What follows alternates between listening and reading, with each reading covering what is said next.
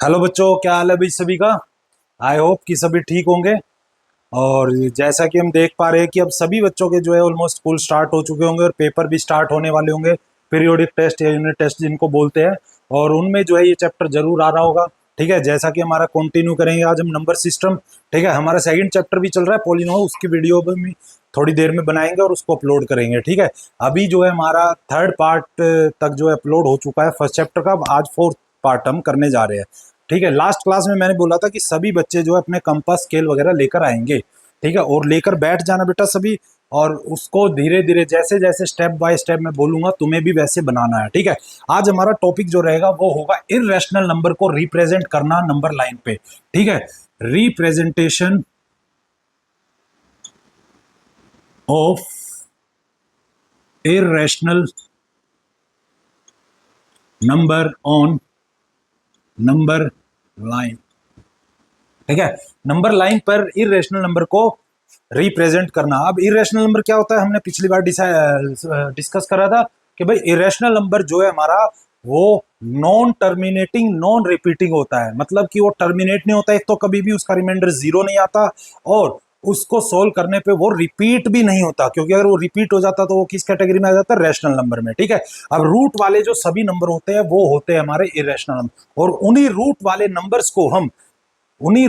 Irrational numbers को हम जो है नंबर लाइन पर रिप्रेजेंट करना सीखेंगे। ये क्वेश्चन पेपर में आना ही आना है 3 नंबर का।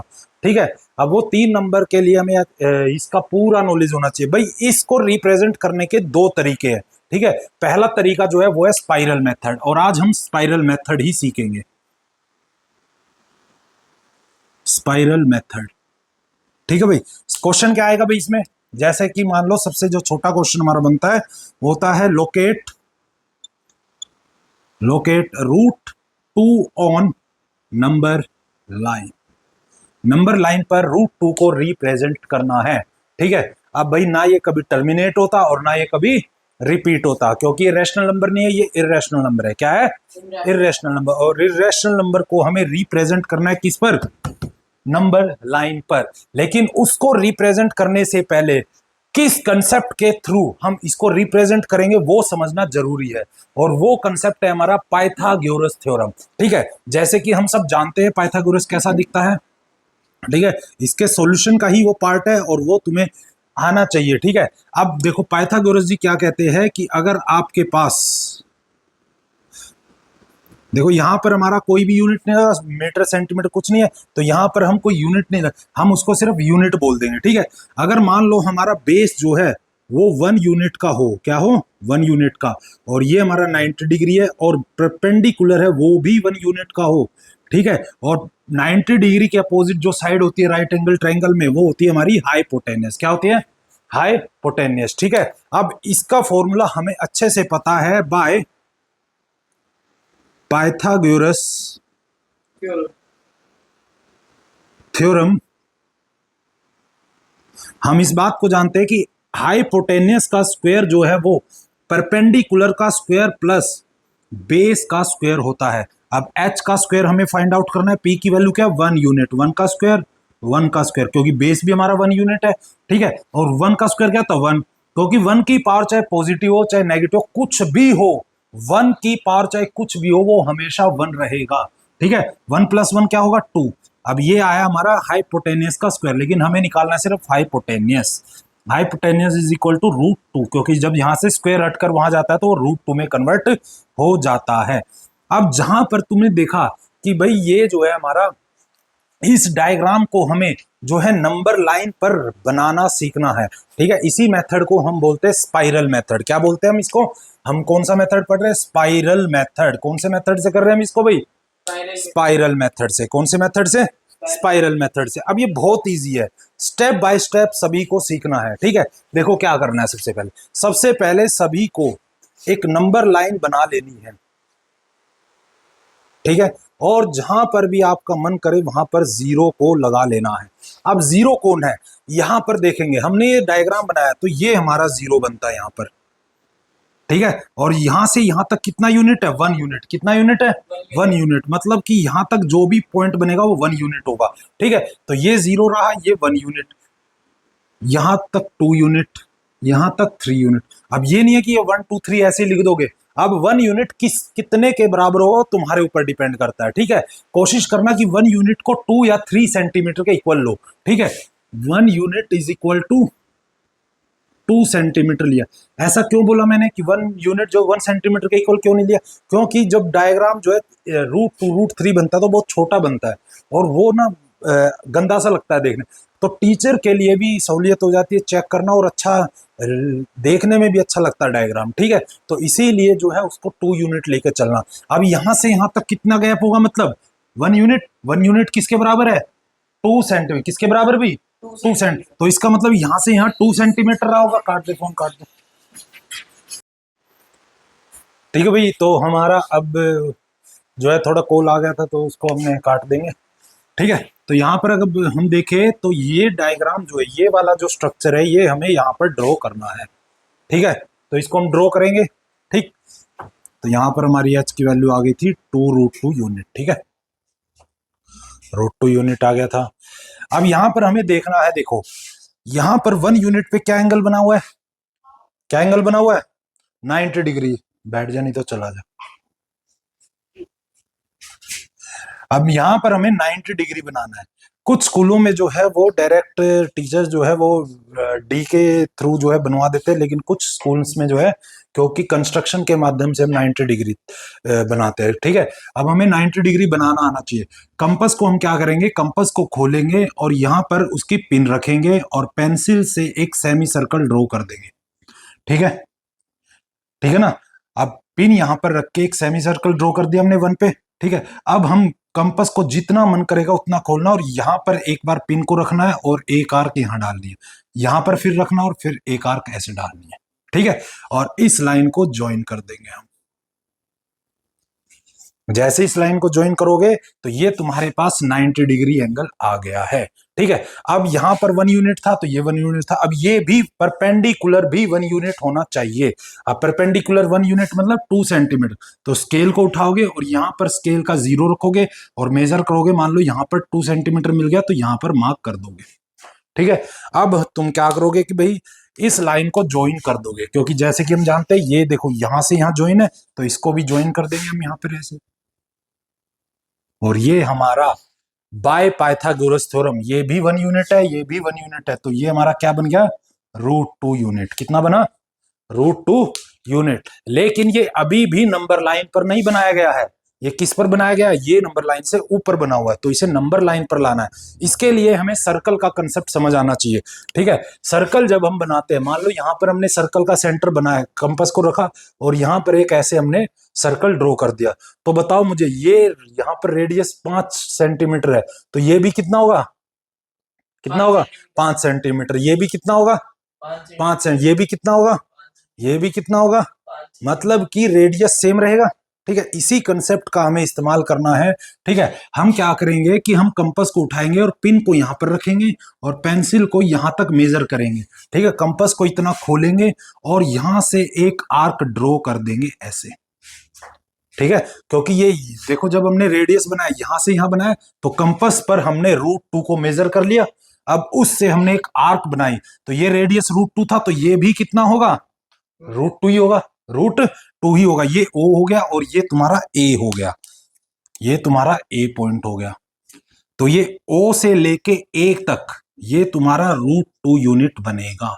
क्या बनेगा, √2 यूनिट। तो इस पॉइंट को हम बोलेंगे √2। क्या बोलेंगे, तो ये इस तरीके से हम जो है नंबर लाइन पर इरेशनल नंबर मतलब कि रूट वाले सभी नंबरों को रिप्रेजेंट कर सकते हैं, ठीक है। ये हमारा सबसे छोटा क्वेश्चन था, √2 को रिप्रेजेंट करना नंबर लाइन पर, ठीक है। तो इसको बार बार प्रैक्टिस करना, क्योंकि ये थोड़ा सा डिफिकल्ट हो जाता है कि बच्चे जो है भूल जाते हैं कि 90 डिग्री बनाना था, नहीं बना ना था, ठीक है। और मैं तो यही कहूंगा कि सभी बच्चे जो है बाय कंस्ट्रक्शन ही 90 डिग्री एंगल बनाना, क्योंकि इससे क्या है तुम्हारे हाथों में प्रैक्टिस ज्यादा होगी और इन फ्यूचर जब भी कंस्ट्रक्शंस के चैप्टर तुम पढ़ोगे तो तुम्हें बड़ा इजी लगेगा, ठीक है। क्योंकि छोटी छोटी चीजें जब हम छोटी क्लासों में सीख लेते हैं तो बड़ी क्लासों में वो बहुत काम आती है हमारे, ठीक है भाई। तो ऐसा कुछ हर्डल था नहीं। इसको दोबारा देखेंगे एक बार और। √2 हमें नंबर लाइन पर रिप्रेजेंट करना था, उसके लिए हमें पता था पाइथागोरस थ्योरम की हेल्प लेनी पड़े, क्योंकि डायरेक्टली हम ऐसे इसको रिप्रेजेंट नहीं कर सकते थे, क्योंकि ये इरेशनल नंबर है और इरेशनल नंबर ना कभी टर्मिनेट होता और ना कभी रिपीट होता। तो इसी वजह से हमें ने जो है बाय पाइथागोरस थ्योरम हमने इसको स्टार्ट किया। ठीक है, अब इसमें हमने क्या किया कि हमने एक राइट एंगल ट्रायंगल बनाया, उसमें अगर बेस हमारा 1 यूनिट हो और परपेंडिकुलर भी 1 यूनिट हो, तो by solving the equation H square is equal to P square plus B square, ठीक है, तो हमें मिला H square is equal to 2, so H is equal to √2 unit. ठीक है, तो ये जो हमारी ये वैल्यू जो है √2 आई। अब इसी डायग्राम को हमने जो है नंबर लाइन पर बनाना था। ठीक है, ये हमारा ओरिजिन था नंबर लाइन का, ओ जिसको हम बोलते हैं, और ये हमारा 1 यूनिट था। तो 1 यूनिट पे हमने देखा कि 90 डिग्री एंगल बनाना है, तो उसके लिए हमने कंपास की पिन को 1 पे रखा और एक सेमी सर्कल ड्रॉ कर दिया। उस सेमी सर्कल की एक बार जितना मन करा उतना खोल लिया और इस पिन पर रखा, पिन को यहां पर रखा और एक आर्क दी और फिर यहां से आर्क दी, और इस तरीके से जो हमें 90 डिग्री का एंगल मिल गया। लेकिन हमारा बेस क्या था 1 यूनिट, तो परपेंडिकुलर भी कितना था 1 यूनिट, और 1 यूनिट किसके बराबर लिया था हमने, 1 यूनिट लिया था 2 सेंटीमीटर। तो हमने यहाँ कंपास रखा और 2 सेंटीमीटर मेजर करा। मान लो कि यहाँ पर हमारा 2 सेंटीमीटर आ गया, तो इस लाइन को अब हम ज्वाइन कर देंगे और by Pythagoras theorem we get that this is equal to √2। ठीक है, अब हमने यहां पर सर्कल के कंसेप्ट का इस्तेमाल किया कि जब हमने कंपास को यहां पर खोला तो रेडियस हमने मेजर कर लिया, और वो रेडियस किसके बराबर था, √2 के बराबर। किसके बराबर था, और उसी को यूज करते हमने एक आर्क ड्रॉ करी जो कि नंबर लाइन पर जाकर इंटरसेक्ट हो गई, और वही पॉइंट ओरिजिन से वही पॉइंट ए पॉइंट जो है हमारा √2 बन गया। तो ये इतना जो लंबा सा गैप है, ठीक है, ये जो लेंथ है यही हमारी √2 यूनिट बनी, और इस तरीके से जो हमने नंबर लाइन पर इरेशनल नंबर या फिर रूट्स वाले नंबर्स को रिप्रेजेंट करना सीख ले। और ये आते ही आते ये क्वेश्चंस, ठीक है, ये मेथड है हमारा स्पाइरल मेथड। कौन सा मेथड है ये हमारा, स्पाइरल मेथड। कौन सा मेथड है, स्पाइरल मेथड। ठीक है, तो ये स्पाइरल मेथड हमने सीखा थोड़ा सा। अब इसका दूसरा क्वेश्चन देखते हैं कि भाई √3 अगर आ जाता है, तो अगर √3 आ जाएगा, मान लो कि अब क्वेश्चन आ गया कि भाई √3 को रिप्रेजेंट करो नंबर लाइन पर, कर देते हैं, लेकिन इसमें अब की बार सेम डायग्राम नहीं बनेगा। इसके लिए हमें क्या करना पड़ेगा, इसके लिए हमें इसको बदलना पड़ेगा।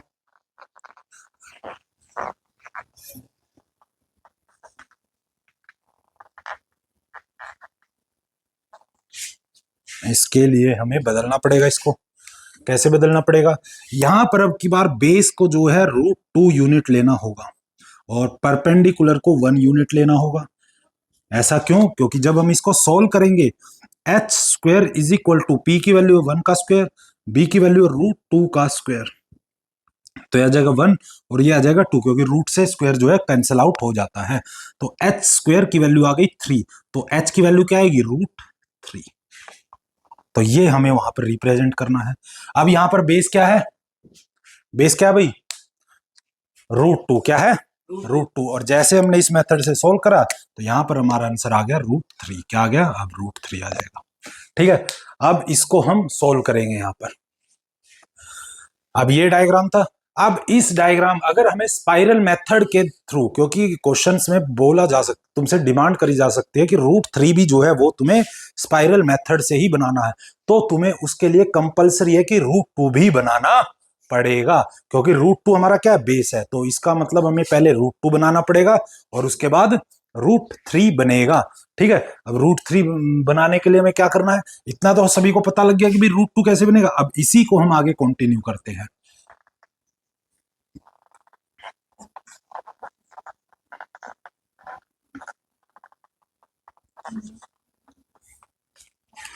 अब यहां पर हम कंटिन्यू करेंगे इसको। सेम है कि सबसे पहले हमें इसमें √2 बनाना होगा और वो हमने बना लिया।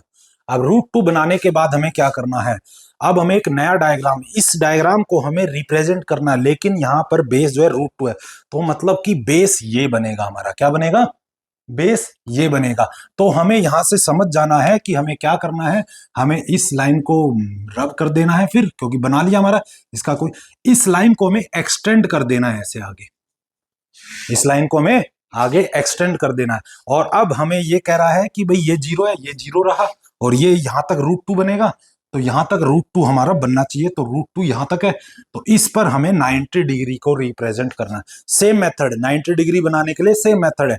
क्या मेथड है कि हमने कंपास की पिन को यहां रखा और एक सेमी सर्कल ड्रॉ कर दिया, और फिर जितना मन करा कंपास को ओपन कर लिया, एक बार यहां पर रख के आर्क मार दी उसी ओपनिंग से, और सेम ओपनिंग से एक बार यहां रख के आर्क मार दी। ठीक है, तो अब यहां पर आर्क कह रहा हूं बेटा, आंख नहीं कह रहा कि आंख मार दी। ठीक है, आर्क कह रहा हूं वंश, तू ना गंदी सोच वाला आदमी हो गया बिल्कुल यार। ठीक है, आर्क कह रहा हूं बेटा मैं। ठीक है, तो भी यार वंश क्या आदमी है। ठीक है, अब भाई यहां पर देखो, इस डायग्राम को जो है हमें ऐसे रिप्रेजेंट करना है अब की बार, ऐसे। तो ये √2 बेस हो गया हमारा। ठीक है, और ये कितना लेना परपेंडिकुलर, 1 यूनिट। कितना लेना भाई, 1 यूनिट। ठीक है, तो ये 90 डिग्री हमने यहां बना लिया। अब 1 यूनिट किसके बराबर है, 2 सेंटीमीटर के बराबर। किसके बराबर है, तो अब हमने यहाँ पर स्केल उठाया और मेजर करा, तो 2 सेंटीमीटर मान लो यहां पर आ गया। ठीक है, अब हमें इस लाइन को ज्वाइन कर देना है। क्या कर देना है, ज्वाइन कर देना। तो देखो ये ज्वाइन हो गया, और ये 1 यूनिट है, ये √2 है, और बाय पाइथागोरस ये क्या मिलेगा हमें, √3। क्या मिलेगा, √3। क्या मिलेगा, √3। ठीक है, अब थोड़ा नीट एंड क्लीन बनाने के लिए हम क्या करेंगे, इस डायग्राम को जो भी हमने ये बनाया था ये सब हम रब कर देंगे यहाँ पे। और हमेशा डायग्राम्स जो है वो पेंसिल से ही बनाने हैं, याद रखना इस बात को। ठीक है, ठीक है भाई, इतना आ गया। अब देखो, अब वही सर्कल वाला कंसेप्ट हम यूज करेंगे। ठीक है भाई, सर्कल वाला क्या कंसेप्ट है कि कंपास को यहां पर रखा, पिन को, और पेंसिल को यहां तक ओपन करा, और सर हमने कंपास पे √3 को मेजर कर लिया, और उसी गैप से हमने एक आर्क को यहां पर ड्रॉ कर दिया, मान लो ऐसे ड्रॉ कर दिया। अब ये यहां पे यहां तक √3 था, तो ये यहां से यहां भी क्या होगा, √3 होगा। तो अब हमारा जो OA है, ये ए पॉइंट है हमारा, ये OA जो है ये √3 रिप्रेजेंट हो जाएगा, √3 रिप्रेजेंट हो जाएगा। ठीक है, तो बाय स्पाइरल मेथड देखो ये एक स्पाइरल सा बनता चला जाएगा, ये एक स्पाइरल सा बनता चला जाएगा, और इसे ही हम स्पाइरल मेथड बोलते हैं, इसे ही हम स्पाइरल मेथड बोलते हैं। ठीक है, तो ये ऐसे रिप्रेजेंट करा जाएगा। ठीक है, अब सभी बच्चे जो है होमवर्क के तौर पर, जो सभी बच्चे हैं √8 तक बाय स्पाइरल मेथड ये बनाकर आएंगे। ठीक है भाई, और जो ये ऑनलाइन वाले बच्चे हैं ये देख रहे ये जो है इसी मेथड से √8 तक डायग्राम बनाएंगे। ये मैं इसलिए बनवा रहा हूं क्योंकि किसी किसी स्कूल में जो है टीचर्स जो है जानबूझकर क्वेश्चन में दे देता है कि ड्रॉ या फिर represent √5 √6 on number line by spiral method. अब बाय स्पाइरल मेथड लिख दिया, तो अब तुम्हें इसी मेथड से बनाना होगा। ठीक है, तो नेक्स्ट क्लास में भाई जिस जिस बच्चे ने कर लिया होगा तो भाई वो मुझे दिखाना, और मैं तो यही कहूंगा सभी करना, क्योंकि टाइम से रहते जो प्रैक्टिस हो जाए वो ही अच्छी होती है। अब कई बच्चे सोचते हैं कि अब आ तो गया ही है, इसको बाद में प्रैक्टिस कर लेंगे एग्जाम टाइम में, नहीं होता, ऐसा नहीं होता कुछ भी। ठीक है, उस टाइम पे दिक्कत आनी है, और एक टाइम पर तुम इतना सारा काम नहीं कर सकते। तो इसीलिए स्कूल के करिकुलम में भी इतना लंबा टाइम दिया जाता है कि पूरे साल में तुम एक सिलेबस को कवर कर सको। अब अगर पूरे साल में कवर नहीं कर पाए तो अब तुम 15 दिन में क्या कर लोगे, कुछ नहीं कर पाओगे। ठीक है, तो ये डेली बेसिस पे प्रैक्टिस होती है, तब जाकर चीजें निकलती है। ठीक है, तो होमवर्क के तौर पर √8 तक, और अलग अलग डायग्राम बनाने सभी के, √2 का अलग बनाना है, फिर √3 के लिए दोबारा से √2 से स्टार्ट करना है, फिर √3 के लिए, √4 के लिए अलग शुरू करना है, √5 पे अलग शुरू करना है, सभी। और ऐसे ही तुम्हारे टोटल 8 डायग्राम बनेंगे। और हम यकीन मानो अगर सही से सभी ऑनेस्टली सभी ने ये काम कर लिया तो इस क्वेश्चन में कभी भी दिक्कत नहीं आएगी। ठीक है, फिर अगले क्लास में बताऊंगा कि जो बड़े क्वेश्चन है √8 हो गया, उनको छोटा करके स्पाइरल मेथड में कैसे बनाया जाता है। ठीक है, ओके, अब अगली क्लास में मिलते हैं।